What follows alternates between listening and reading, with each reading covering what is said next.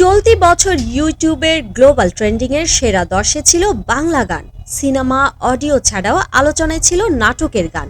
চলুন এক নজরে দেখে নেওয়া যাক ভিউর বিচারের সেরা 10 বাংলা গান কোনগুলো। দুষ্টু কোকিল। ডাকে রে চলতি বছরের ইউটিউবে সবচেয়ে বেশি দেখা হয়েছে এই গানটি, 24,55,00,000 বার দেখা হয়েছে এই গানটি।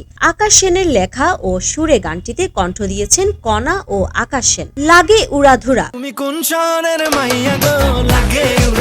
পার্টি মুডের এই আইটেম গানে কণ্ঠ দিয়েছেন প্রীতম হাসান ও দেবশ্রী অন্তরা। এই গানটি ইউটিউবে দেখা হয়েছে 22,53,00,000-এরও বেশি। এইদিকে কোক স্টুডিও বাংলা নেই পিছিয়ে, মালো মা এই গানটি এখন প্রায় সবার মুখে মুখে থাকে।